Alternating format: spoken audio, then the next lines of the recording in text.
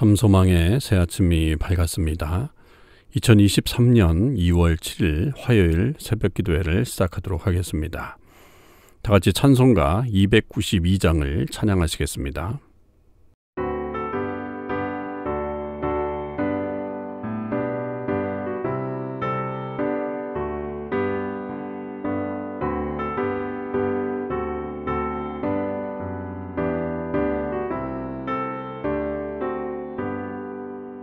주 없이 살 수 없네 죄인의 구주여 그 귀한 몸의 피로 날 구속하소서 구주의 사랑으로 흘리신 보혈이 내 소망 나의 내 영광 됩니다.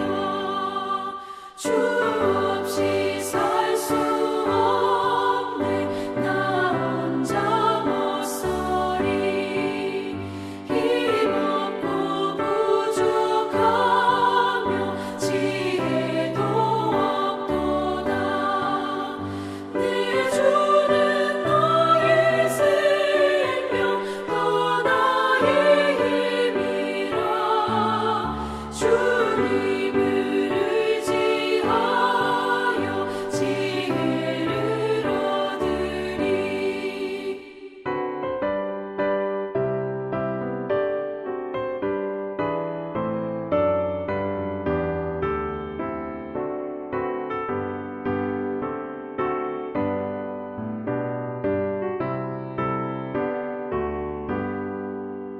주 없이 살 수 없네 내 주는 아신다 내 영의 깊은 간구 마음의 소원을 주밖에 나의 마음 위하여 주리요 내 마음 위로하사 영원케 하시네 주 없이 살 수 없네 세월이 흐르고 이 깊은 고독 속에 내 생명 끝나도 사나운 풍랑일 때 날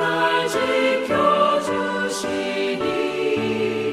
내 곁에 계신 주님 늘 힘이 됩니다. 아멘.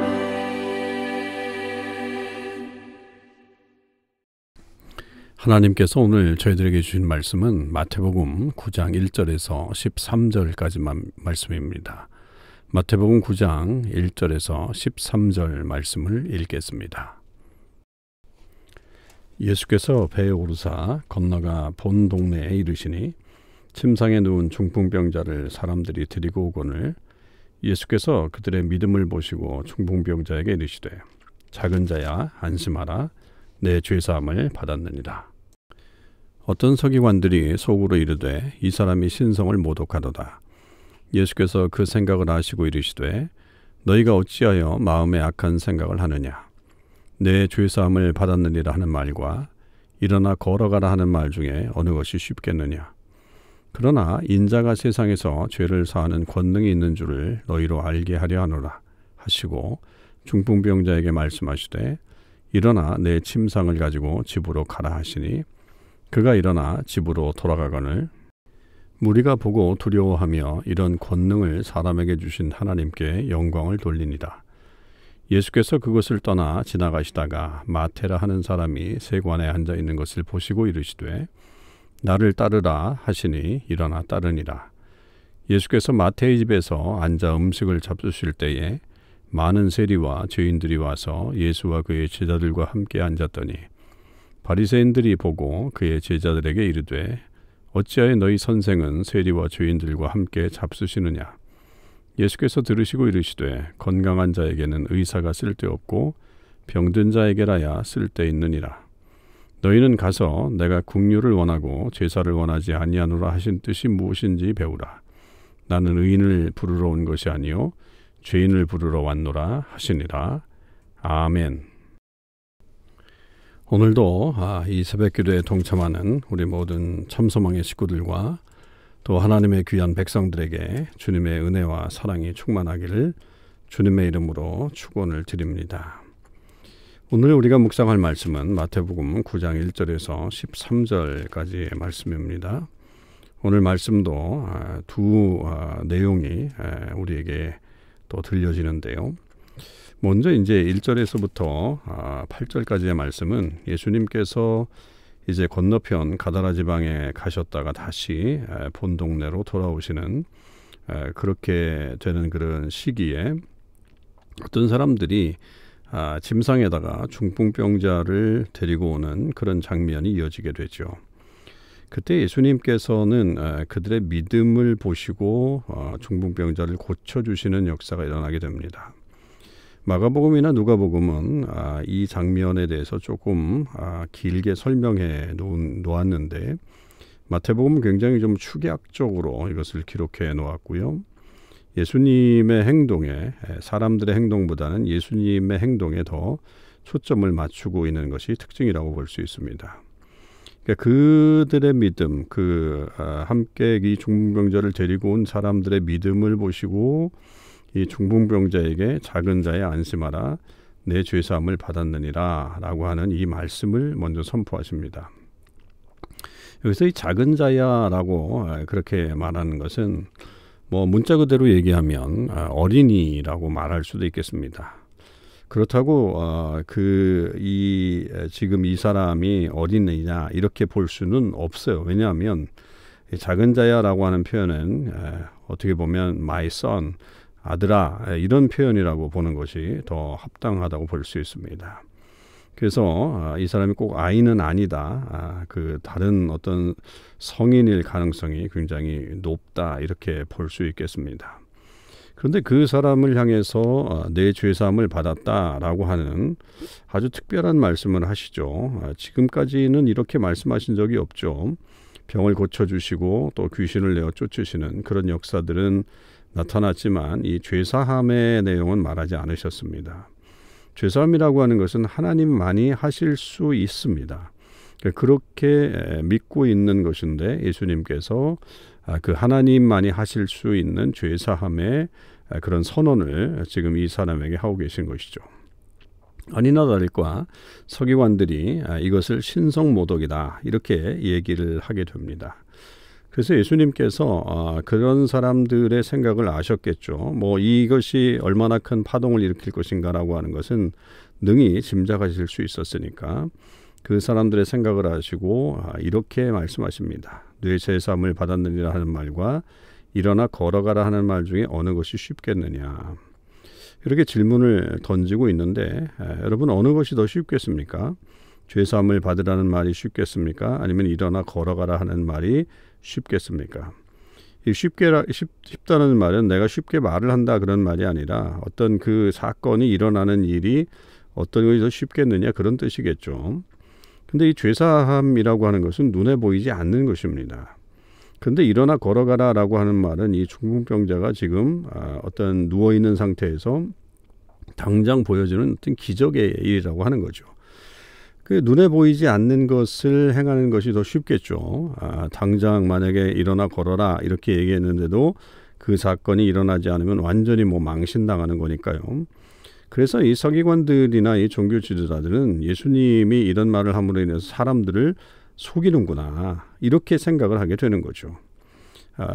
눈에 보이지 않는 어떤 그런 일들을 행하는 것이니까 충분히 속인다라고 생각을 하게 됐을 겁니다.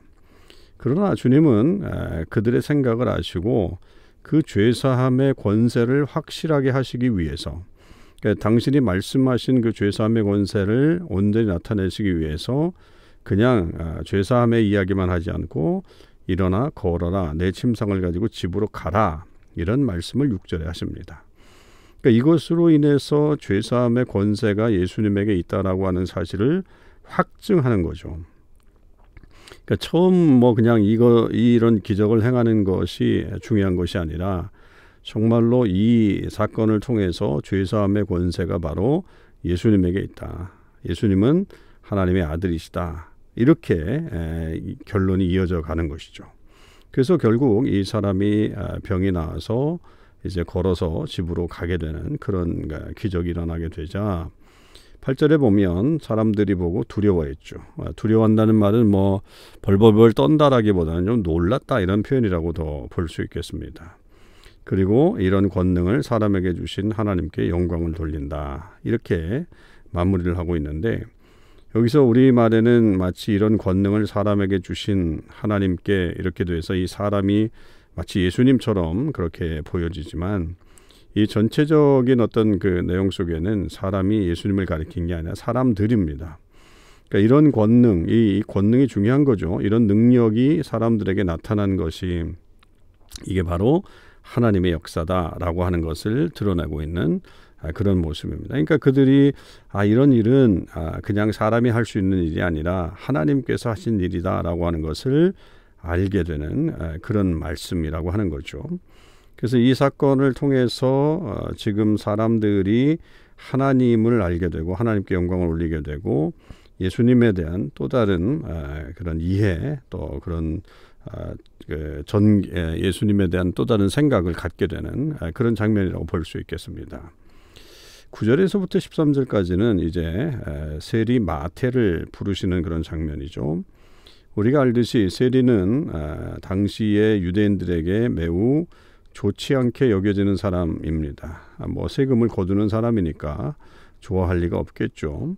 그래서 이 사람들을 지칭할 때 죄인 세리 이렇게 이제 얘기를 하게 됩니다. 그런데 예수님께서는 이 사람을 부르십니다. 앞서서 제자들을 부르실 때와 똑같죠. 나를 따르라. 그렇게 부르셨을 때 이 역시 마태도 일어나서 예수님을 따르게 되는 그런 일들이 즉각적으로 일어난 것을 볼 수 있습니다. 그러니까 예수님은 어떤 직업에 상관없이 그리고 그 사람이 어떤 그 평판을 갖고 있느냐에 상관없이 예수님께서 원하시는 사람이라면 제자로 부르시는 그런 모습을 여기서 볼 수 있겠습니다. 근데 갑자기 장면이 바뀌죠. 뭐 예수님이 가자고 하셨는지 아니면 마태가 가자고 했는지는 모르겠지만 마태의 집으로 장면이 바뀝니다. 그랬더니 거기서 이제 음식을 먹게 되는데 세리와 죄인들이 와서 이 제자들과 함께 음식을 먹게 되는 이 장면이 벌어지게 됩니다. 이것이야말로 천국 잔치의 어떤 전형적인 모습이죠. 그러니까 천국에는 모든 사람, 각양의 사람들이 들어와서 주님과 함께 음식을 나누는 그런 일들이 벌어진다라고 하는 것에 어떤 이 천국의 축소판이 지금 벌어지고 있는 겁니다.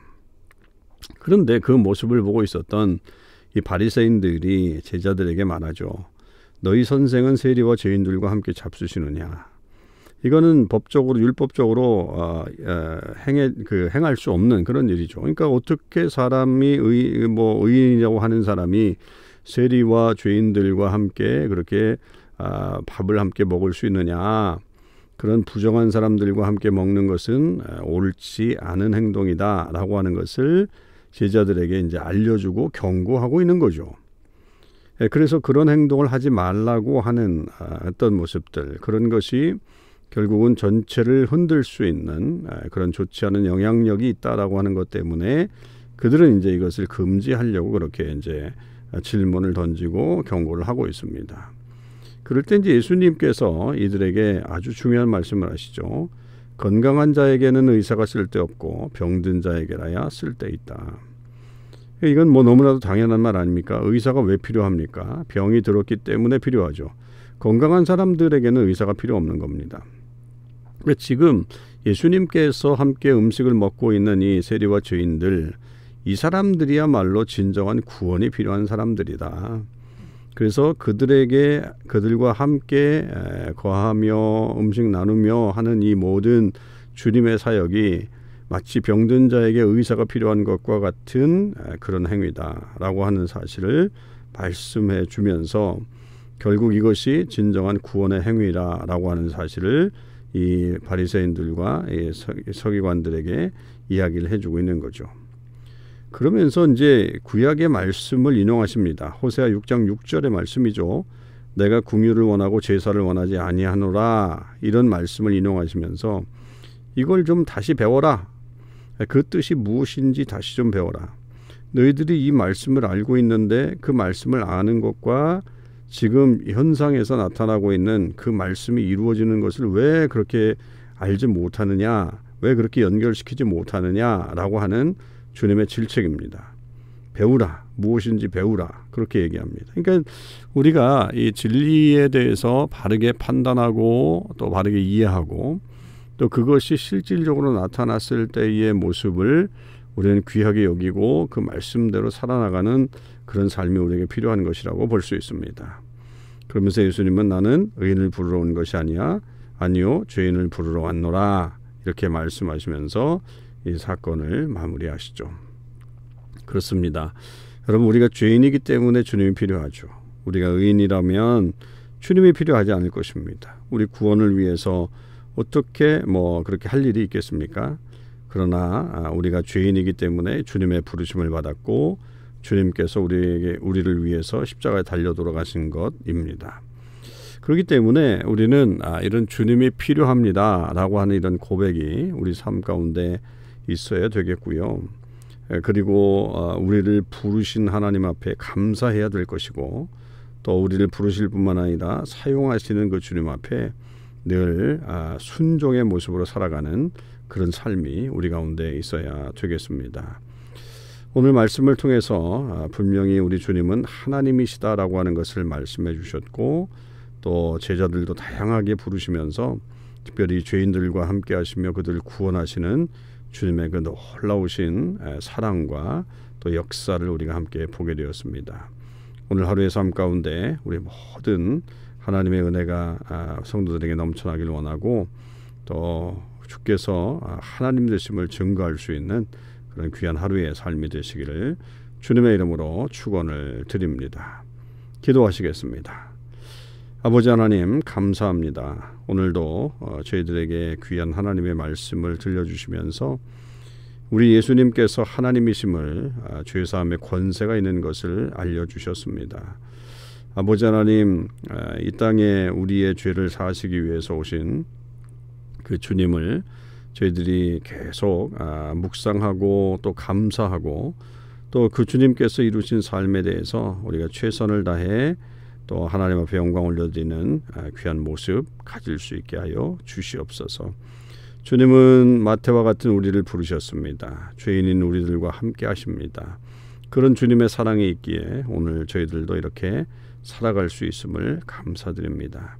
더욱더 주님께서 베푸신 이 은혜와 사랑을 저희들도 잘 간직하며 이 땅 가운데 정말로 우리가 힘들게 여기는 사람들에게까지 나아가서 복음을 증거하는 또 사랑을 나누는 귀한 은혜도 나타나게 하여 주시옵소서.